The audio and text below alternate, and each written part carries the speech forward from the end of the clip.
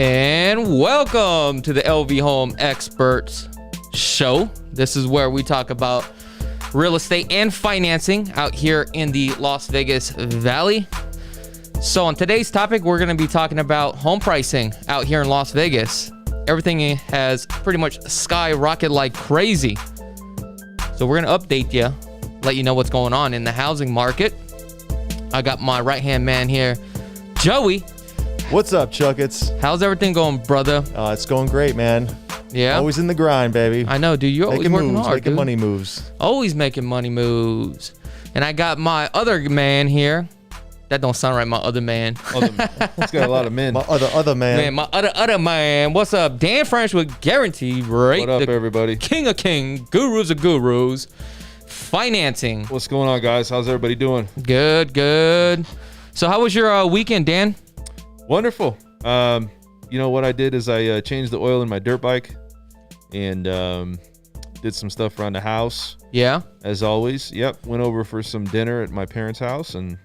You changed the oil on your dirt bike, but you didn't go dirt bike riding, dude. I'm getting it ready. Because you know how the weather... You getting ready to get ready? Getting ready to get ready. The weather's getting better, man. So I'm gonna cruise out there. I'm gonna probably buy a dirt bike. We had one for my... What do you mean we're gonna buy? You got a dirt bike? What are you talking about? No, I'm gonna buy one for my girl though too. We're gonna kind of make it like a family. Oh, really? Yeah, so I'm kind of getting ready for that. Where do you go? There's nowhere. Places. No, well, there's places. There's Apex. There's actually a couple places up Mount Charleston. Mm-hmm. Okay. Like right around that area. As you keep going north, you can ride out there. We don't go crazy. Yeah. Are the dunes out by Magic Mountain? Magic Mountain in California? No. Magic as Mountain. If you're going to Gene. I didn't know there was a Magic Mountain, but I think there is a dunes out there. You know there's the colored rocks. Yeah. I didn't know. I didn't personally. I didn't know that's what it was called. Okay. So, but yeah, we actually tried to go out there, and what ended up happening that time, Chuck? Why didn't we go out there that time? We couldn't get out there or something on the road? No, I think we went out there, and next thing you know, what we found out was right next to it, people were like shooting guns. Oh yeah, like open range. Open range. And I was like, nah, I ain't going over here. That's too dangerous. I don't want to be riding and get shot on accident. You want to get some friendly fire? Yeah. that is true though, Joey. That it is hard to find a place to ride here. Mm-hmm. It is because it's too hot too. It's too hot, but also a lot of the land that was probably used for it, it's going, as you said, we go outwards as far as building, and there's still places to go. Like we've gone to Mesquite. We've gone to other places. Yeah. So you ever go to Pahrump? Pahrump? No. I mean, we tried to go out there one time, but the track that they had was closed there. We were going to try to go to a track in Pahrump, remember? Okay. And it was closed. I mean, here's the thing. If you're into like trail riding, they got all that out here. Right. Mm-hmm. But if you want to like ride a track where you can do jumps, you would have to go out to Mesquite. Yeah. Okay. Right. But it's actually technically in Arizona, because once you hit that borderline, it's between Arizona and Mesquite. But the track is actually in Arizona, and it's a pretty fun track. I like dirt bike riding because it's great exercise. The only thing is that you have to like pack up. There's just so much to do. It's a process. It is. It's a big process just to even get started. And when you're done, you got to wash your bike. And going back to that oil change, like Dan, he's like a professional dirt bike rider, right? So when he's done, no, I'm serious. When he's done, right, he changes his oil in the filter every single time. For me, I get in probably about 8 runs, then I'll change the oil. You know what I'm saying? Yeah. It's just like my truck. I got like a 12-year-old truck. I got a car. Yeah. I got another vehicle at home. I'm trying to keep the miles off, but Royal Purple Oil, like as more as you put that in. He always says that, bro. Hey, Royal Purple Oil, and he dies by this. Oil. Like, let me say this. Shit. Hey, yeah. So this truck, man, knock on wood, 12 years, same horsepower. It feels like no problems. You take care of your machine, it's going to take care of you. Sure. Mm-hmm. So I just adamantly change the oil. I adamantly change the air filter or clean it. So I just, like I said, you got to take care of your equipment, and that's what I'm doing. I agree with that. What about you, Joey? How was your weekend? What'd you end up doing? My weekend was good. I was just out showing property like usual. Yeah. Yeah. I got to show some really nice homes out in Summerlin, Stonebridge, back in Inspirada. Stonebridge is pretty much on fire, right? It is, man. So now, correct me if I'm wrong. So Summerlin is 22,500 acres, right? Yeah. And from what I understand, they only have about 6,500 acres left, and then that's it. Yeah, and if you take a look where Far Hills connects, right, from Far Hills all the way to that new development by Pulte, Reverence. Yeah, Reverence. So anything that's going from northwest from the Far Hills, they're building all along there. Give me a landmark of where that's at. So some people, because like when you talk about this stuff, you guys are in the trenches with this.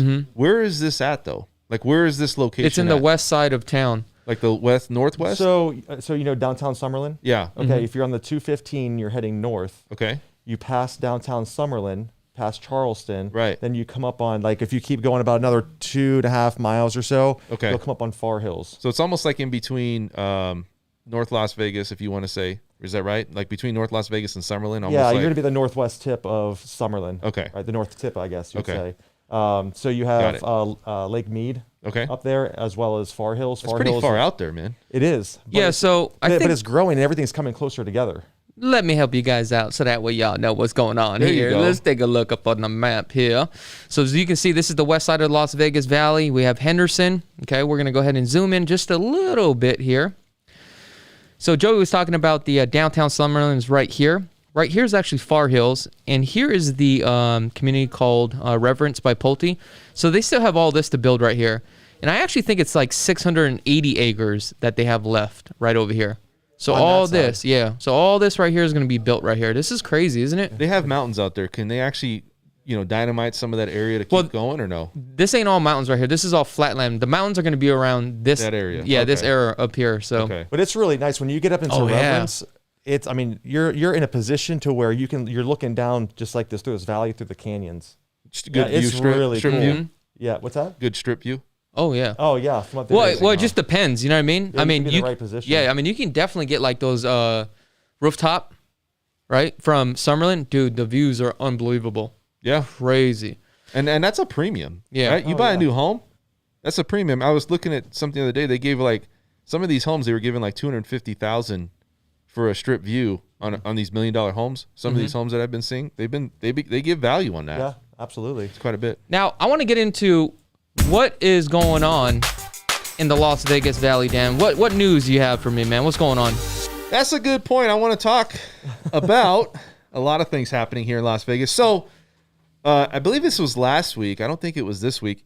In Red Rock Resort had a gambler win $280,000 hand playing video poker. Oh wow! No way. Isn't that crazy? $280,000. And check this out. 36 hours later, another local guest netted a player jackpot worth over $278,000 on a $10 bet at the same place. Wow. So that they paid out in a very short window almost $500,000 in winnings. They're trying to get that business. They're I trying know. to create that buzz, get people over there. You know what's if you're crazy? looking to win, go. Since March, the coronavirus, it seems like a lot of people have been hitting like the jackpot or the mega bucks throughout all these casinos, man. I'll tell you what, man. I think that you got to drive business, right? So you got to get, like you said, Joey, they're trying to get that news out there, man, so people can maybe go to Red Rock or go out and start doing casinos again because Trying to get the locals out there. yeah, that's where, I mean, it's got to be detrimental to all these local casinos, you know? Sure.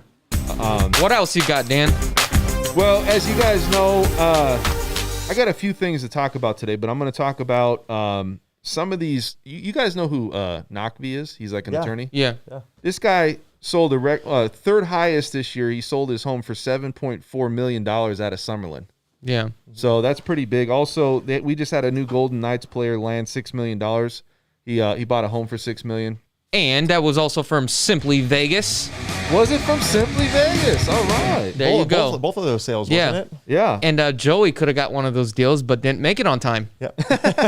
They did. One last thing I want to talk about is the Las Vegas Sands. I think we talked about this before. The Venetian Palazzo and the Sands Expo and the Convention Center all being looked at right now. Mm-hmm. Two people that are really are looking at buying this is an Australian company, Crown Resorts. Also, the Fertitta, the chairman and CEO of Landlords Incorporated, he also owns the Houston Rockets.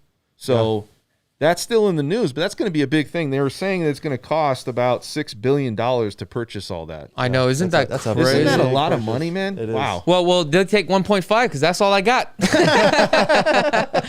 Now, hey, Dan, what we're going to do is next time when you do that, let me play this music first so that way I can build the hype. Oh, I'm going to build it. All right. So now you'll hit the news. Anything else? No, I got other stuff going on about mortgage news. We'll do that a little bit later. Yep.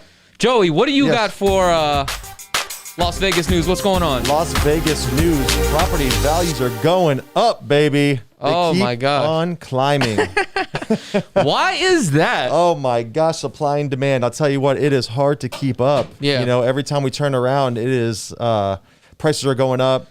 You know, it's a seller's market. Yeah. So sellers are setting the prices. Appraisals can't keep up. Mm-hmm. You know, so we're experiencing some challenges with that. But just now, check this out. I'm looking at last year. The same time, we were at $173 a square foot on average. Today, we are at $188. Some locations, $190 a foot. Wow. Damn, that's $190 a square foot. A square foot on average here in the Las Vegas Valley. Man, it's just it's hot, man. It's sizzling. It's hot, and there's no signs of it slowing down. I know. I think we're going into 2021. We're going strong. 100%. You know what? We just talked about this, man. Like, I don't know if I'm missing my mark where I should actually buy a home, because what happens if it goes up another 100,000? Well, we talked about that. I'm like, damn. Again, it's going to come down to what's your return on investment. You're buying investment properties. You're not going to buy something to live in, right? No, you're absolutely right. I'm just talking about, buy and hold and possibly maybe, flipping it and selling it. You know what I'm saying? I've seen a lot of data that says there's no signs of it slowing down. Yeah, I haven't either. That's what I can tell you. And I know it's hot right now, and I know that we're at record highs. Appreciation's going up consistently. I mean, it's not stopping. Yeah, I mean, I have multiple buyers, and I'm sure you do as well, that I've been working with for months on end. Yeah. People who are moving from out of state, they finally sold their home. Now they're in the market to purchase a home. And I just had this conversation with my client about 20 minutes ago. She's at a $650 budget, but everything that we're looking at she likes is now $700.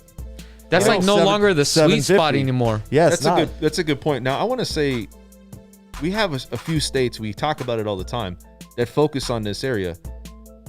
Is it harder to have people outside of those states like California and all the states that, we have a lot of outside buyers, right? Out of state buyers.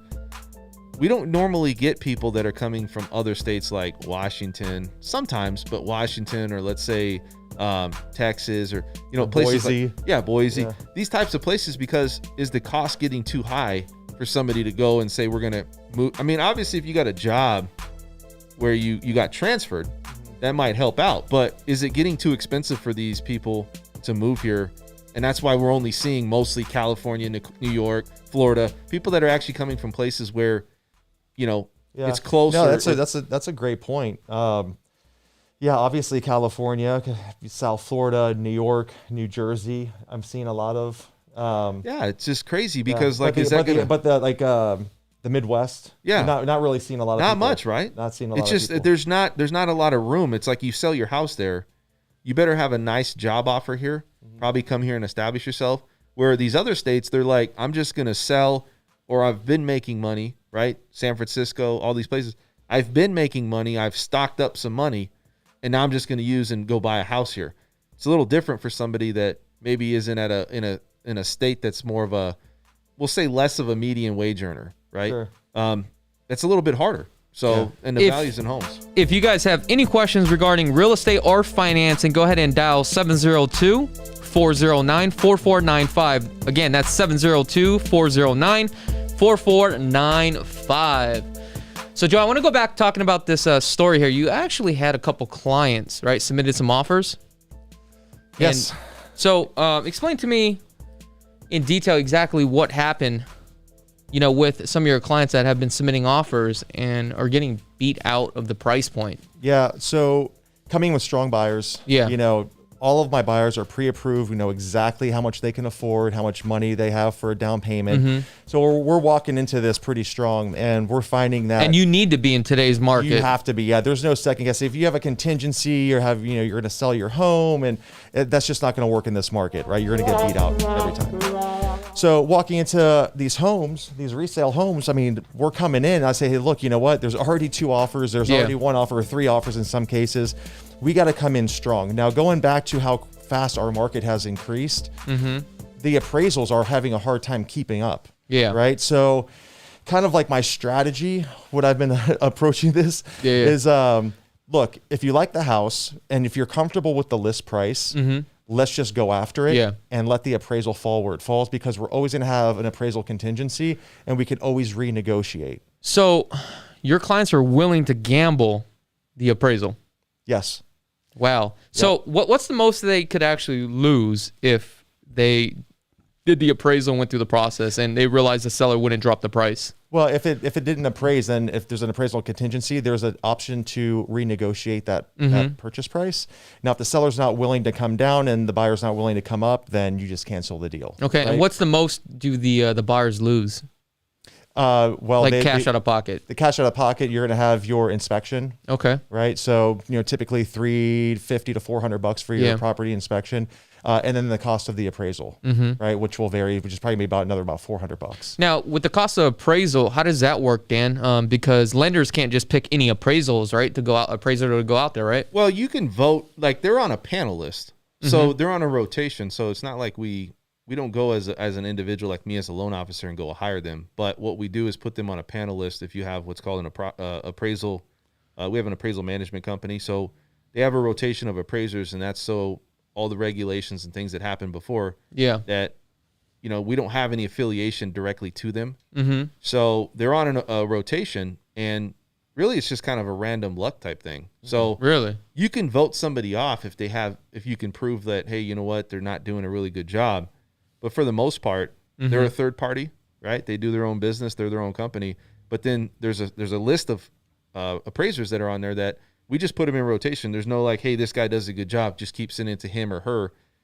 Next on the list, next man or woman up. And you and I just had that situation where we had the appraisal come in significantly lower than the contract price, and we contested it. And then you got to realize that you have to have some strong evidence to do a consideration of value on a home. Appraisers do this all day. And sometimes you do get something where it does change and the value does come back, or maybe they fudge it or they bring it up a little bit, but it's very hard. I think the success rate is probably 30% that you might get a change if you do a reconsideration of value with an appraiser. There's people that govern them too. There's entities that govern them too, but we don't, as a lender, it's very hard to go and say, look, we're trying to prove this is different. We all look at this as it's an evaluation, right? It's on one's evaluation, one's opinion. So it's hard because the only thing we can do is say, okay, well, we're going to chalk this up that we don't think this is the value. If this continues to happen, then you can maybe take them off the panel list. Yeah. I mean, we tried really hard. I know you did. But hey, listen, we're still in the deal though. Yes. We're still in the deal because our client sees the value in the property, didn't feel that he was overpaying for the property at that contract price. He gets it. He understands. He's purchased many properties at that level. Yeah. So, at the end of the day, we're gonna make it work. He's gonna make it work. Yeah. Which we're very fortunate. But it's just one of those obstacles that you have to overcome. When it comes down to an appraisal, it's basically one's opinion, and a property is only worth what one person's willing to pay for it. That's right. And that's what it really comes down to. See, and what happens is like if you came to me, Joey, and you said, look, I think this home is worth $500,000, and I said, you're right. I think it's worth $500,000 too. An appraiser is going to come in and say, well, we're going to try to protect the bank, right? And they're going to check the comps. So regardless of what you and I think, which I think that's the way it should be, they're going to come in and say, well, what has been sold in a radius around that home that's recently sold, and then what's the amenities that come with it. So it doesn't always work out to your benefit, and in this case, it didn't. Yeah. You know what I mean? Yeah. But also, remember, this is a luxury home that he was dealing with too. So, the comps are going to be completely different versus a basic track home as well. Very hard to determine that. You're right, Chuck. The other thing I wanted to discuss is that I noticed like the home pricing now. We talked about that around that 650 range. So I got a couple buyers around the 600 range, right? Just yesterday, a client calls me and says, "Hey, Chakits, the properties that you sent me yesterday, right? Why are they off market? What is going on?" So I explained to her it's probably because they went into pending status. She's like, "Well, I checked. It's like off the market." I said, "You know what? Let me find out what's going on because I'm actually driving. So let me get to the office. Text me the addresses." She texted me 7 addresses, right? I pulled it up. 6 out of the 7 went into pending status Wow. at that price point. Wow. Dude, we are no longer in that 450 range. The sweet spot is really that 600 to 650. Isn't that crazy? Yeah. And I just literally did this deal the other day. It was on Thanksgiving. I think it was like for I think it was like 599,500 or something like that. So my client, he was interested in other properties, but boom, it was going quick like this, and he gets it. So basically, what we did, we wrote it up at 600. All right, we got the deal, but the agent sent me an email and said, "Look, the only reason why you got the deal is because it was a clean offer." Mm-hmm. The reason why I'm pointing this out to you guys is because it's not only about submitting a home at a higher price, because sometimes you can submit it at fair market value, but if your agent knows exactly what they are doing and they understand the customary practices as far as who pays what, okay, and this is very important. This comes with a seasoned agent. Most likely you're going to get your offer accepted. So that's something that I want to share with you. Now, also when it comes to like the title company, okay, like on this deal, to me, it doesn't matter which title company you use. The title company we use on this deal was actually the listings agent's title company, right? Again, this is how you write up a clean offer. Just even like when you send over the offer, this is what I do. Maybe you might want to take this as a tip if you're a new agent. When you submit an offer, you'll submit it with the proof of funds, right? Or your approval letter and the offer, because you're writing a clean offer. Agents also look at the subject line, how you write the subject line. I put the address, the full address, the name, the type of buyer, and the MLS number. And I always put in the body of the email, my clients are fully approved. If you have any questions regarding the loan conditions, please contact my lender, Dan French with Guaranteed Rate. Here's his telephone number. I have also CC'd him on this email. Then what happens is Dan will go ahead and follow up and contact that agent too as well. So we're tag teaming this person, right, to get the offer accepted. So these are just those little tips, tricks, and strategies that you should be using. But again, this comes with a seasoned agent. And I'm not trying to toot my own horn here. Toot it. There we go. Hey, man, I can attest. I attest that you get offers accepted, I think, easier than most. And I also think that the foundation and the structure of the contract is very structured with your assistant. She's always sending stuff over. I mean, it's almost like this. Like there's no angle that you haven't looked at to provide, some information. Like she's telling me, everything, right? Yeah. Everything about the file. And so I think it's to that benefit. Also, if you're a loan officer and you're trying to get, or not a loan officer, but if you're somebody out there that's working with another loan officer and Chuck writes that email, what the benefit is working with me is the fact that I'm a local loan officer and I will call. Some of these places may not call. Like if you're working with some online company or a bank that's outside of Las Vegas, they may not call the selling agent, introduce themselves, and then say, "Hey, how strong is this buyer?" Mm-hmm. That does help. Yeah, that's a really good point. Like I've been in situations to where I have given the recommendation to my buyer to use you or a local lender, right? Somebody who's boots on the ground, easy accessible, right? And sometimes they choose to use like a big house, like a Rocket Mortgage or one of those big companies. And I tell them straight up, I'm like, listen, there is a really good chance that we will not get accepted because potentially this deal will not close on time. There's no margin for error. Yeah, there's no margin for error. Yeah, you're right. And I think what happens is a lot of agents, the reason why agents want you to go directly to their lender, especially if you're like a new buyer, because the agent wants to make sure that you're fully solid and you're fully approved. Because if you're a buyer that just goes to any bank and you're not fully underwritten approval, right, or conditionally approved, and you start looking online, you talk to an agent, that's why a lot of agents says, hey, why don't you use my lender? You don't have to use them, but let's see where you stand. But you might as well get a second opinion too as well.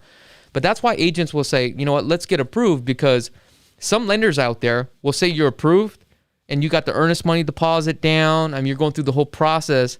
And it's like, why are we spending money when we shouldn't be spending money? We don't want to waste time nor money. You know what I'm saying? Joey had a situation, I think it's going to work out. But the last thing you want to do that I see as a lender is being a realtor. The realtor goes through the process of getting the contract accepted. Then halfway in, it's like there's a problem. Now you have to start all over and be like, okay, well, let's take and package this up and send it to another lender. that's a pain in the what, man. Yeah, you know, and so why would anybody want to do that? I don't know. I think that's what also helps out. Plus, the client doesn't want to have to start a new application, upload the documents, meet somebody new, go through that process. It's just they're already upset, right? Because something happened, something wasn't looked at. Sure. Now halfway in, you're like, okay, well, this one didn't work out. Let's try number 2. You know, it's like, oh my gosh, here we go. And then each time you start that process over, it's another 20 days, another 30 days. Yeah, I mean, you're kicking the can down the road. It's an efficient way. I think you and I and Chuck, here's the other benefit. If I don't do my job, guess who's going to hold me accountable? You two right here. Then you'd be fired. Right.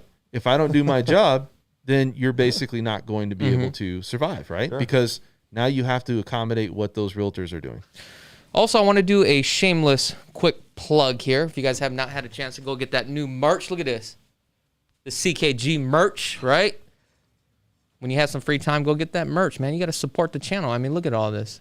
See all this merch? You need to give me a hoodie, man. You want to get a hoodie? You going to wear it? I'm going to wear it. I'll wear it on all my shows, bro. See? That's why I like Joey. He's a team player, you know what I mean? I'll do a tank top. You do a tank top? Oh, yeah. Ooh. I'll get you one of them spandex. How's about that? You should get some cycling gear. Oh, Get a yeah. little team kit, you know? Oh, I know. I can't be sporting that, man. I always be last and shit. Well, Dude, I sent you a nice bike, dude, the other day. I hit him up. $1,300, dude. I He hit had him this up. frameless tube, Yeah, I hit The him up. Trek. He didn't respond to me twice. 56 centimeters. Oh, 60. Yeah, 60. I'm sorry. Yeah, it was his I saw size. Yeah, it was your size. Great deal. Dan didn't even pull the trigger. Yeah, but the problem is I asked him about the tires. Does it hold 240? He said no. So I said, all right, well, let me There's go a to the weight next limit one. on the rim. Yeah, there's a weight limit, man. I was like, oh, see, you got to do the weight limit too, bro. Oh, so you need some like dually tires or something. 10-wheeler truck tires. Dang. Oh, man. Those he said those tires won't work. He said you'll go through them in 2 weeks. Tops. So, And you know what's crazy, man? These appraisals are coming in low too. well, It's like, I don't know what the hell's going on. Dude, so check this out real quick. Yeah. So one of the situations that I was in Yeah. with my client for 650, Uh-huh. we came in at list price, Mm-hmm. right? And the listing agent came back and said, "Listen, tell me in an email how much more you're willing to pay above the appraised value if it comes in lower than the list price." Oh my gosh. Right? I swear to God. No well, joke. we just had a deal that I got accepted with another person on the team, Brett, and they had to go above. And so it's just, that's what it is. Yeah. I mean, Well, it depends. we got beat out because I said, look, if you're going to go and you Yeah. really want this house, this is the house. 10,000 max. If you absolutely love it and you have to have it, Yeah. 15. But I'm pulling. I'm like, that's it. That's your cap. Yeah. The other buyer came in. They said they would go 40,000 above appraised value. That's crazy. 40,000 above appraised value for a house on the east side. You It was like built in 2010. I'm like, you guys How are many crazy. years would that take? And maybe they're buying it as a primary. Okay. Now you got to have some sense though. How much am I going to lose and when am I going to get that money back? Right. On the appreciation. If we did that 7 years or 7% this year, right, in appreciation, that would take what? How many? 40,000. How many? I mean, would that be like 2 or 3 years before you can actually start to say, okay, we're broke even? Well, We went think 40 about above. this. What if there's a model match in the neighborhood and they decide to just to fire sell it? That's crazy, man. Right? Boom, Yeah. comps go down.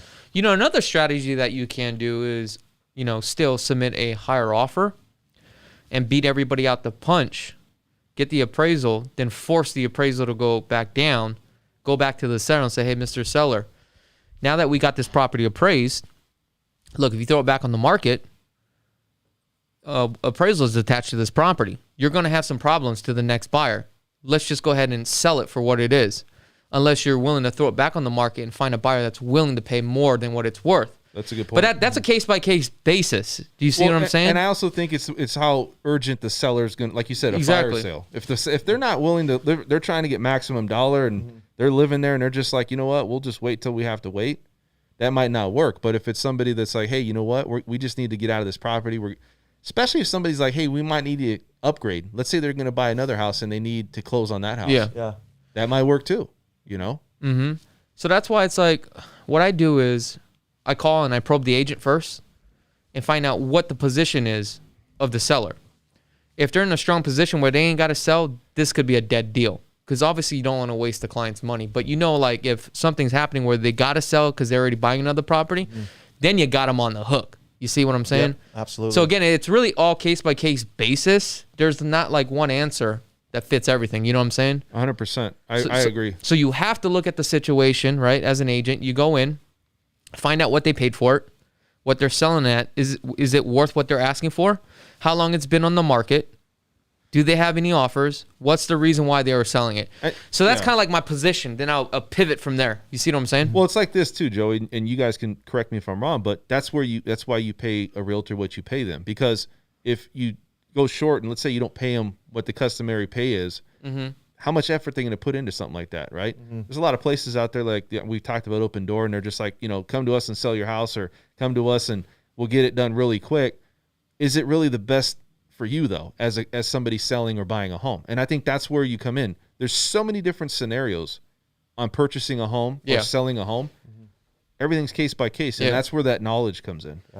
What's crazy, I can't believe people are also waiving the appraisal and also the inspections. Yeah, we just had one. Dude, you're crazy. Really? Yeah, property inspection waiver. So here's the thing though.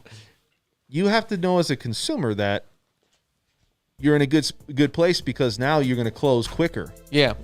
But if you're somebody that's just adamant and they just want an appraisal, you could still order an appraisal. That's up to you. But I always give that option. But right now I'm getting a lot of property inspection waivers. I'm telling you, it's just speeding up the process for me. And one of the chances of you getting your offer accepted, around that 650 and below, it's all about speed.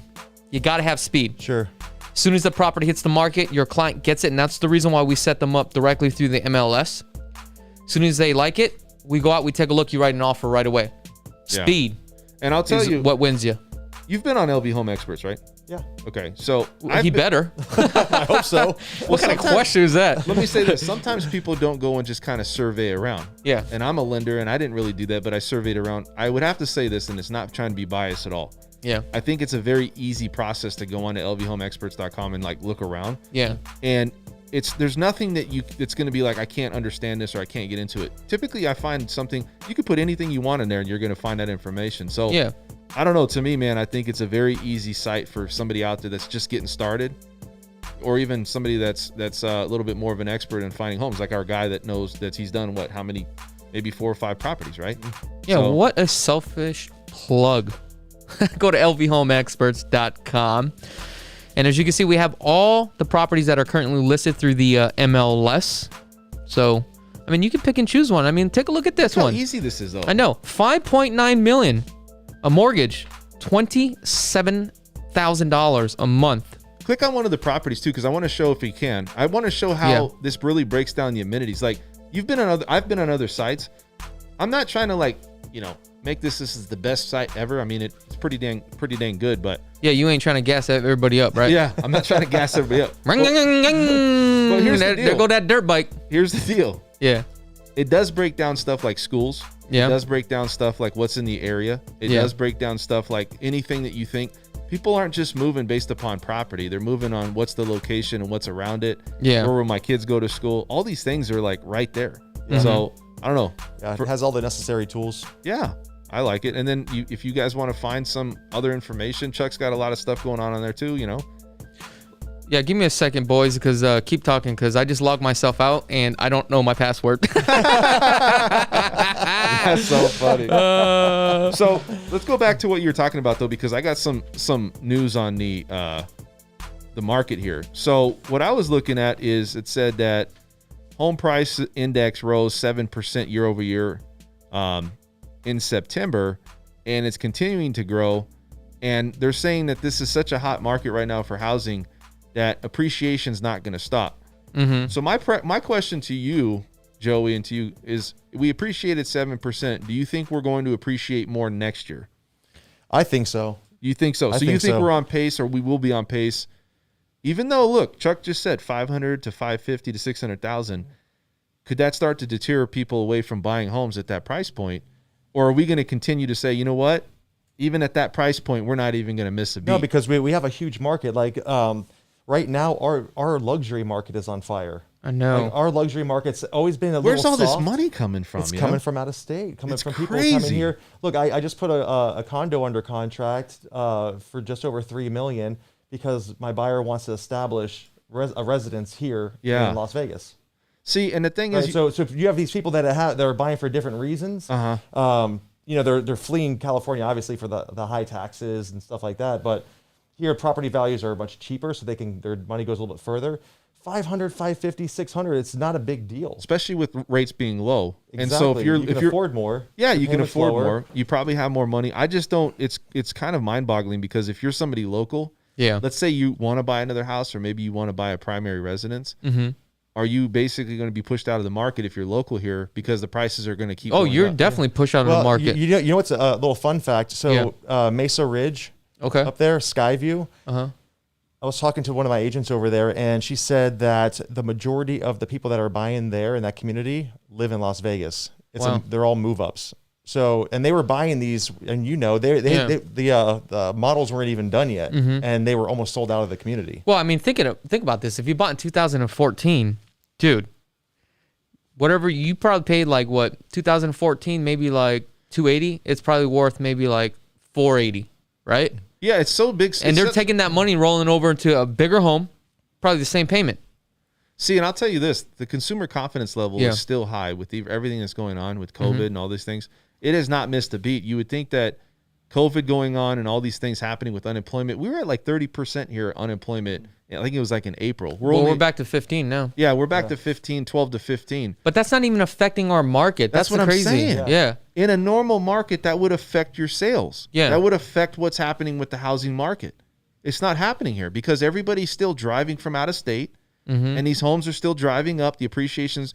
I just know being somebody that's living here, and we saw this happen before, but there was things that came outside of what occurred to actually reduce, or something happened where the markets went the other direction, right? We lost a lot of properties when they had the bad loans going on in 2005, 6, and 7.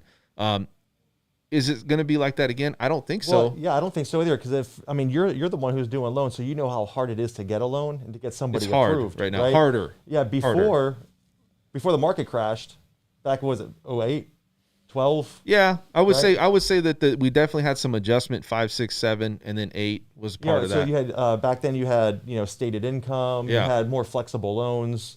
But the problem is I'm subprime. scared that Las Vegans aren't going to be able to buy a home. If you've been here for a while, you're just going to be like, hey, do I got to move out of state now? Like, do I got to flee? And that's what I'm thinking. It's like, okay, you got a lot of Californians that come in here, and there's a lot of, we have unemployment that's still high. Yes, the market's on fire right now because all these things happening. But what happens to Las Vegans if they can't buy a home here? Where do they go? Do they just stay renting? So let me ask you this, Dan. Are you seeing more and more people that are filling out applications or having co-borrowers? I do, but it's mostly for people that, and a lot of them are out of state, but it's mostly for people that are trying to upsize what they want to buy, meaning they can approve for something, Yeah. but because there's no houses out there, it's not that you can't approve for a loan. What is the average house right now? Can you approve for that? And they can't. So you have people coming in, second, third, people coming on contract or into applications. That's when you see it. Now, what I'm scared of is that if you can't find something out there, we all know that rents are going up right now. I think they're up like 37%, right? Rents are strong, housing market strong. Well, where are all these people? How are these people going to going to afford this as we go forward? I mean, what's going to happen? That's where I'm worried about is. Well, we're already running into that problem. That's the reason why I was asking this question. If people are, getting co-borrowers because they're being bought out of the market. I mean, the average price point across the valley right now is at $417,000. That's already 8 times the income. But when does that stop? It's not going to stop It's not right going now. to stop, just Okay, as long and as there's a demand. So how do we adjust as somebody that's here living here now? So this is how it's going to work. Home pricing has to keep going up to the point where people are like, you know what, this is too overinflated. Right now, people have consumer confidence. A lot of people are migrating out here, and that's what's really forcing it up. And also, somebody did mention it is because of rates too. I mean, that is a compensating factor. It is, but it's not the only thing. What I'm saying is rates are going to eventually go up. Mm-hmm. And I think that's the only thing that's going to stop the market. And that's what I was leading into is that I don't see that. I don't think it will stop the market. I think it's going to slow the market. And if it starts to like stop the market, I think what they'll do is, you know what, we'll drop it back down. Because that's what the feds do. Well, there's manipulation for sure. Yeah. You know, it's a bit dependent on how much bonds they're purchasing, Mm-hmm. news that comes out, vaccine news, things like that. I mean, if they increased rates right now, it would definitely collapse. Yeah. I mean, people would just kind of pull the plug. I mean, right now you can get a loan under 3%. In some cases, cases not. Like if it's second home. And sometimes Dan can get you at 1.3%. Just I mean, give him a call. when I bought my house, I closed on my house in 15, and my interest rate is 4.25%. Yeah. You know, so I mean, looking at that big difference, you know, I could have doubled my purchase price. Here's a good point, because it makes a bigger difference on a bigger loan size. So an eighth of a point makes a huge impact if you have a bigger loan, obviously. But what I'm thinking is, we're never going to go into like a full-on recession, but we will regress back. Some people say it's kind of the same thing. Well, I think it kind of is going back to what we just said. Regression to me is more like we're slowing down and possibly just leveling out and letting everything kind of breathe and let us reset. I think that should take place, because I don't think that at some point this is going to keep going the way the market's going to go. Now the people that really are making money, even outsiders outside the state, are they going to afford a home? Now it's going to get to a point where it's how much can this go up? That's basically what I'm saying. When is that threshold going to stop? And I think it's going to stop once they slightly increase rates. I'm not saying raise them to 5 or 6%. I'm just saying little hiccup, 3.5, 3.75. If that happens, you're going to start to see everything kind of slow down. Yeah. And I don't think they're going to want to do that, because they're not going to want to slow the economy. No, I don't think so either. But I also think that naturally something's going to happen here. I feel naturally something's going to occur. Is it going to keep going up over the next year or two? Yeah, It's not going to be catastrophic, though. No, it's not going to be like a huge market collapse. Like, I have clients that have been sitting on the sideline for months, and they're like, "Oh, we're just going to wait to see what happens after COVID." News break: COVID ain't going anywhere. Yeah. Vaccine, that's going to be in the works for a while. And we already have a president. It's already been elected. You're done. What are your thoughts, Chuck? I want to know what you think about it. My thoughts is this. I'm having clients right now. They want more home than they can afford. They want to get approved for more money. A case last night. Yeah. You know, had a client that was approved for a certain price point. He had two options. We can go out and we can start looking at homes now, or you can sit and wait for the new county guidelines to go up, right? And that's the problem. If the county guidelines goes up, right, more people can go out and they can buy homes, but this is going to keep continuing.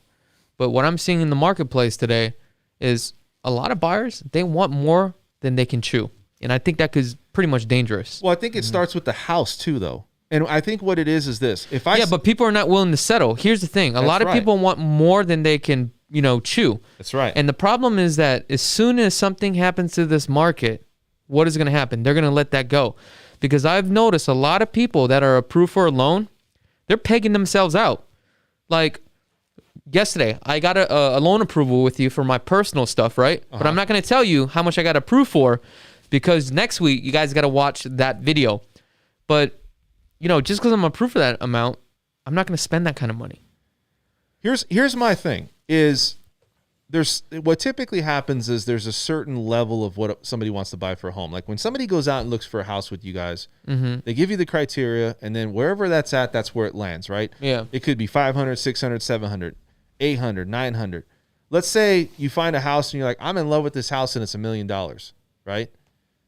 That doesn't mean you have to go buy $1 million home. Maybe that home's not going to be for you. Maybe you can't get into it, right? But let's say you find something similar. Let's say it's 700, 800. The point of the story is sometimes you're not going to find you can find a home that's a little bit less on the price. And I think a lot of people sometimes are trying to find something that's specific criteria. What is the threshold for people to say, this is giving me 6 or 7 out of the 10 things that I'm looking for? I'm willing to maybe kind of come down a little bit, because it's opening up a lot more opportunity. Sure. Is that happening right now? Yeah, I mean, anytime that I do a property search for somebody, if they're approved for 650, I always look between 5 and 650. Yeah, because right? there's you just never know. There's other options, yeah, right? Absolutely. It could be a win-win. Yeah, if you don't have to max out the pre-approval or the budget, there's no reason to. Well, this is what I do. If my client is approved, let's just say for $800,000, what I'll do is I'll set up the search, but I'll leave it at $850 and below. So that way they have every opportunity to take a look at everything. The reason why I set them up at the 850 is because maybe at the 800, we may not be able to find what they're looking for. But the reason why I set them up at 850 is because maybe around the 825 or 813, whatever it is, it may have everything that they want. Then we can reevaluate the situation, go back to the lender and say, hey, what can we do? What type of adjustments we can do to get them approved for this amount and more money? What is their debt to income ratio? Yeah. I mean, that's kind of part of my strategy on how I do things. I think everybody's got a different strategy. I think what it is, though, is I guess it comes back to flexibility, understanding markets, understanding what's the competition, understanding are people willing to go above what's out there. And again, it comes down to that case by case. But I think a lot of people, like, they are just driven on one specific thought. But I think as you go into a market, especially like this one, you have to be a little bit, flexible. Sure. Yeah. You can't just be, it's got to be this or that's it. It's like, hey, you might not be able to get that because you got people that are willing to go $40,000 above that. Are you willing to do that? Yeah, and I'll tell you, right now within these different price points, it's slim pickings too. There's a shortage. There's a massive shortage. What is it? A month and a half supply? Yeah, month and a half. Yeah, a month and a half, 2 months or something like that. Now this is the part where Joey reads some comments. Let's take some comments. What's going on? Let's see some of these comments. What's going on here, Joey? What do we got? I'm buying in cash out there. I'm from California. That's it? That's a question? Is that a question or is that a comment? I'm buying in cash out there. I'm from California. Where are you buying and where are you at? Yeah. And who's your realtor? Let us know in the comments below or give us a call. The number 702-409-4495. What else comments do we have, Joey? Let's see. Better to buy a house in 2021 or keep renting and buy in 2022 or 2023. Wow, you're really pushing it. I can kind of give some insight. So rents are 37% increase. Mortgages and appreciation in homes are also appreciating. We don't see any signs of both of those stopping. So I always say, if it makes sense, buy a home because you're going to get that appreciation. If you stay in that house even 2021, 2022, those rents could go up, but that payment's going to stay the same. Yeah, and plus the amount you're going to pay for rent is pretty much what you're going to pay for a mortgage right now. 100%. So what you guys are saying is buy now. Buy now. At that question, absolutely. Yeah. What other questions we got up in here, Joey? Let me see. Let me know if I got to scroll down or anything. This person says, I dislike real estate. Yeah, I was going to read that, but it's a little bit negative, but hey, you know what? That's fine. I can't stand them, she says. Ooh, who? Those two dudes? Same person. Adrian. Oh, Adrian. Espinoza. Oh, is Adrian hating or something? Oh, man. We got a hater on the line. Oh, yeah. We love haters. Maybe it's just his experience. Maybe if he teams up with you guys, it's a different world. And this is how we do it. Should we hide this user from the channel? This is how you're gone. Boom. Peace. Gone. Later. Later, hater. Gone. See? That's what we do. I have full control of the situation. Dang. That's how we do it here. What else do we got, Joey? Scroll down. Let me see. Okay, hold on. Let's see if we got some good questions. I don't see. Man, Dang. Adrian was blowing up the line. I know. Adrian was on it, man. 2 to 3%. Why pay cash? Absolutely right. Money's basically free. I know they're just giving away money, huh? Don't tie up your money if you don't have to. So you're saying you would rather finance than pay cash? I'd rather finance. Yeah, keep yourself a little liquid. Now that also depends on how old you are too, as well. Sometimes I'll get people that call me. They're retired. They have about $1 million cash and they want to buy, a home. You got to look at the scenario. One of the questions I ask them: how long are you going to live? That's the bottom line. The average American lives about the age of 85, and you got to think about this, right? And you have to really look at the situation because if you only got 20 more years, you may not want to pay cash because as you get older, things could actually happen. So it's all a case-by-case basis. I'm not telling you to do that, but it's, I want you to think about this stuff. So it's really a case-by-case basis. Yeah. What else we got here? What else we got, Joey? What else we got? I remember 3 months before the crash of 2008, real estate agents were saying is to buy before it's too late. Well, we're not telling you to buy. You got to make your own opinions. Do I think it's the right time to buy? 100% in this market. 2008 was a completely different market. Yeah, you can't compare the market because that was a financial you market. had straw buyers, you had subprime loans, you had stated income. All that stuff is gone. But also, too, like, we don't have, like you guys say, a crystal ball. Like, we're always going to say, well, what's going on now? What's the data that's out there? And so you guys are going to preach basically, what's best for anybody, right? So I don't know. I think that if you look at the situation, I would, even if I was a realtor, I'd be like, hey, probably want to buy. Like right now, you might want to buy because prices are going up. What else do we know at that point? Nothing, right? Yeah. I mean, we all go off the same data. The data is available. Yeah. I mean, basically, I mean, I go off based on how busy I am and how much demand is in the market and how difficult it is to get inventory, and it's supply and demand. It's a seller's market. Sellers are raising their prices. Look, demographics plays a big role. Yeah. Chuck's talked about that a lot. Yeah. I also think consumer confidence plays a role. Geopolitical news, things outside. All we get is information, and then we try to dissect it to best equip anybody out there. But that doesn't mean we know what's going to happen. And I think that's the housing market crash. Is now a good time to buy? Should I wait till 2023? We got to go what's in front of us. Yeah. And going back to what you said earlier, like how long are you going to live in this home for? Yeah. Is it going to be a 2-year plan or is it a 10-year plan? If it's a long-term plan, it's a really good time to buy because interest rates are low. Yeah. If you wait 3 to 5 years, you kick the can down the road, hey, things can change, right? You might get a little correction on the list price of properties, but interest rates might go up. Might not get favorable terms. It's a moving target. It's very fluid. yeah. Now, this is a segment where we get directly right into financing with Dan. What's going on with the financing market? All right, so let's talk a little bit about what's happening with the markets. Obviously, we talk about consumer confidence. Hedge fund investors, big investors are always moving the needle. We talk about that with mortgage bonds and rates. Stocks and bonds both jumped at the headline that Democratic leaders Pelosi and Schumer say bipartisan coronavirus aid bill should be basis for immediate negotiations. Anytime you see that, that's going to be an indication that sometimes they take that money out of the stock market, or out of the bond market or any other investment that they have. They start putting it into the stock market. Things start flowing. So news, geopolitical news and news in general really plays a part in what happens with that. Rates overall are doing very well. We saw some losses today, but we also saw some gains today. What we're seeing is a constant volatility. I think this is going to happen until the end of the year. Not a lot of things where it's very consistent. When I'm telling people right now, everybody's getting into contract. They're like, well, should we play the market or should we not, or should we wait and hold off? And I'm like, look, I've seen swings sometimes that are pretty big.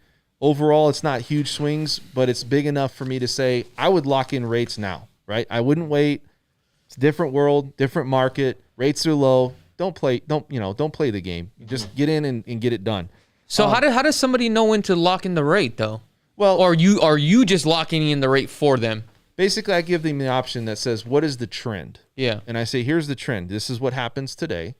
Now, what I've seen over the last few weeks is this is what's going on, right?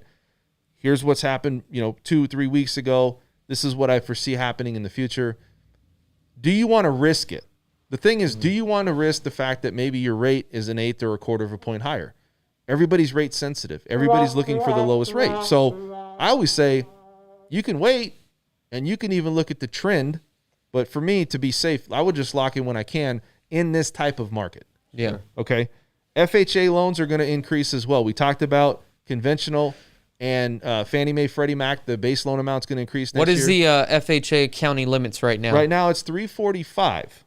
And what they're looking at increasing it, it's not much, but it's enough. It's going to go up to, let me see here. It's going to go up to 356, 362. That ain't nothing. Nothing, dude. But that's what I'm saying. And the crazy thing about it is, I'm going to tell you this right now. FHA, there's not too many deals out there that are doing FHA. Everybody's just going conventional at 5% down. And let's ask ourselves this question. What is the percentage of FHA buyers we're working with right now? We still have some. I haven't worked with an FHA buyer probably like maybe 8 months to 9 months, I'm thinking. Right. It's been a while for me. Yeah, I haven't worked with Yeah. one in a while as well. Yeah, so I think that you're 100% right. Should that have increased, in my opinion? I think so, because that's not enough for the appreciation They that's should going on just here. get rid of it and just leave the 5%. You know what I'm saying? Also, we're talking... Yeah, especially when they have the median house price like $417. Yeah. I agree. Yes. Why do we even have the 3.5%? Why don't we just do the 5% conventional? Here's the thing, though. No more FHA. It's all conventional. Some buyers, though, need the FHA loan because they can't qualify conventional. Because of the guidelines.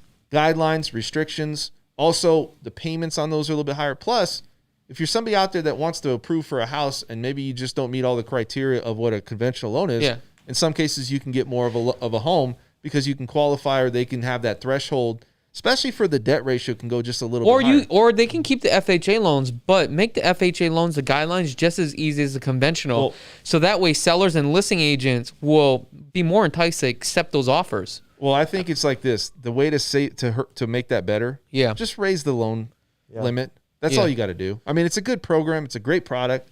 You know, it offers really good rates. It's just they don't. So we went from what 345 to 365. You said 356. The two 356. Two 356 for one unit. Now remember, it goes up to 4 units. So every time you have a unit, there's a different county limit. So there's like a bump. Right. So if I bought a duplex, what is that?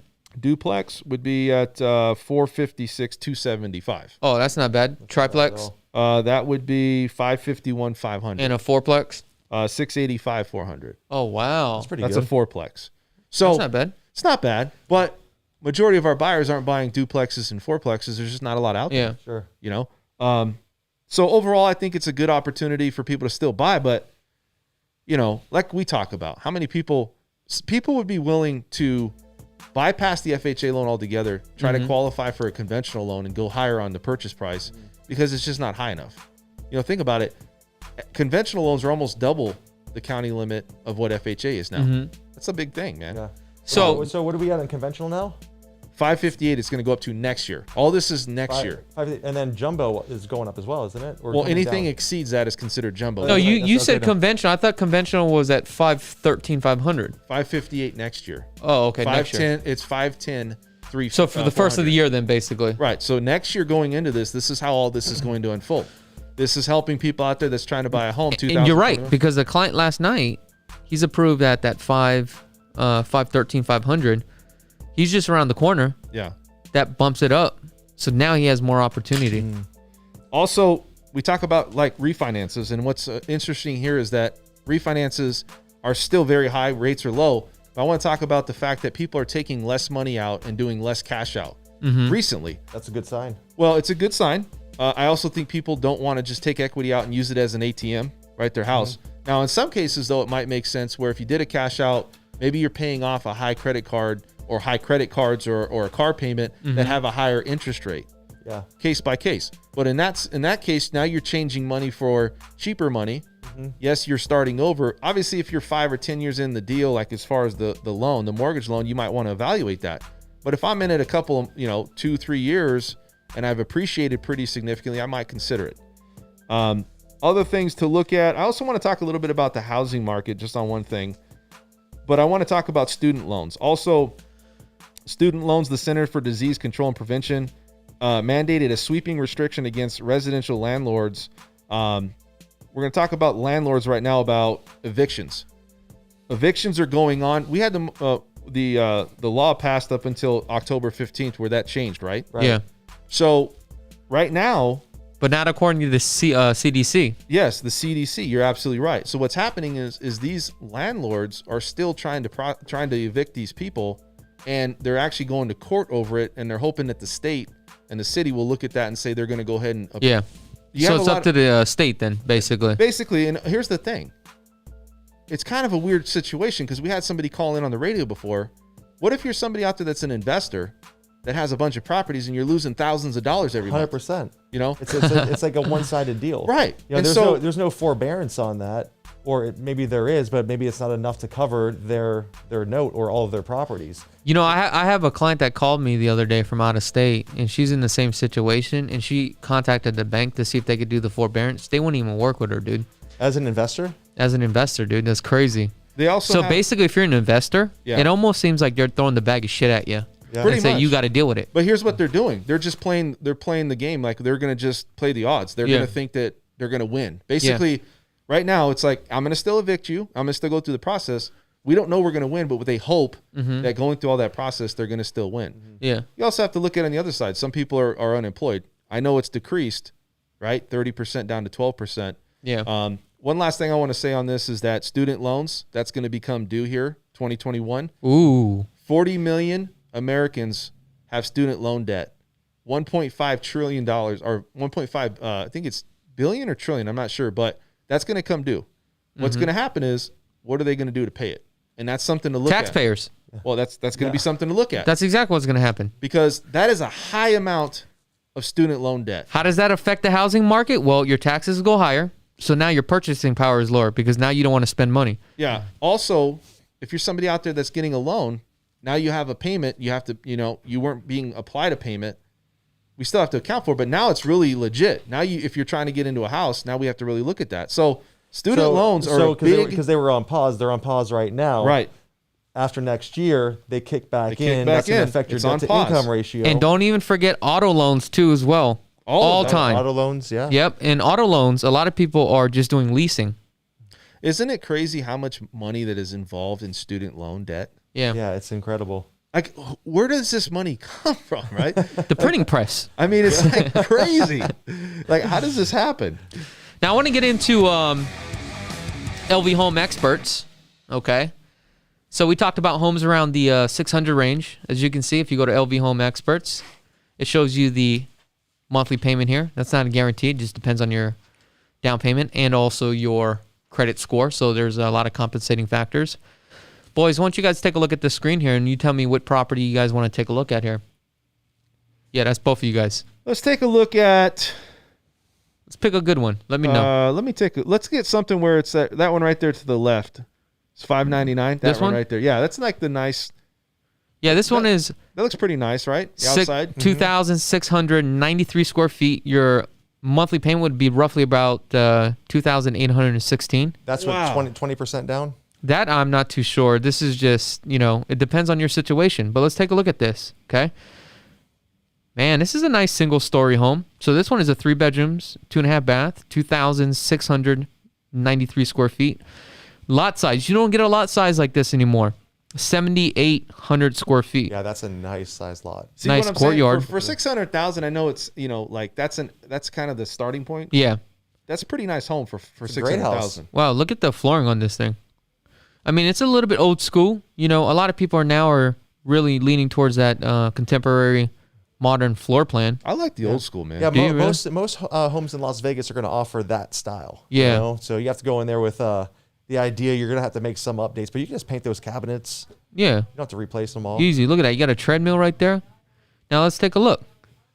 As you can see, it shows you the schools. It was listed on 8/11, 599,900. As you can see, this is all the description that tells you. Okay. Now, if you have a home and you would like an evaluation, just go ahead and enter your information right here. We'll get you a free evaluation on the home for your home if you decide to sell it. But again, what I do like about this site is if you scroll all the way down, this tells you all the school zones here. Okay. Here's the subject property right next to Summerlin. Okay. You have a school here. You have a school here. If you want to do the map view, you can do it on this. We can exit it here. You know what? Let's go to the street view. Hit the street view. See what the street looks like. Look at this. Isn't this cool? I mean, tell me. Does Zillow have this? I'm sure they do.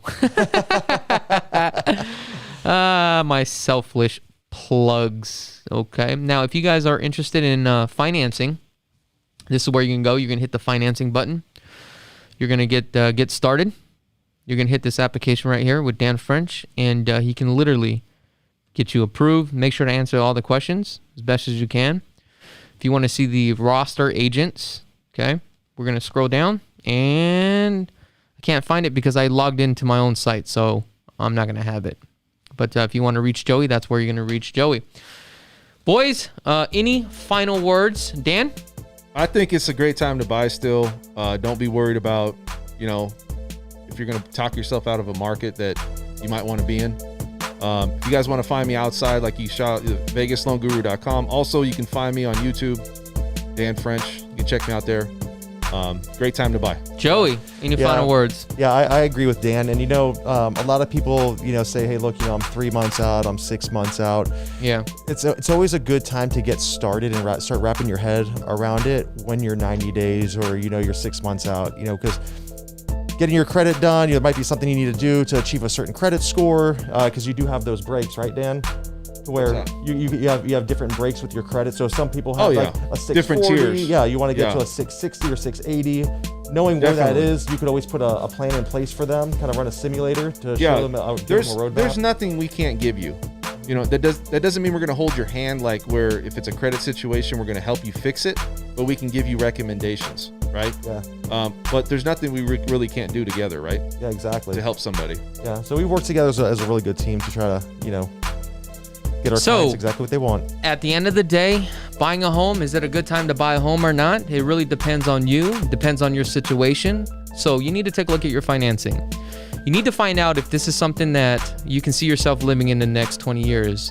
Are we going to have a correction? Yes, we are going to have a correction.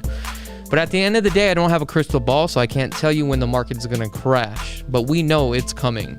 But again, it really comes down to you if it's a good time to buy or not. If you guys have not had a chance to subscribe to this channel, go ahead and click that subscribe button. Give me a thumbs up too as well. Other than that, until next time, thanks for watching LV Home Experts, and we are out.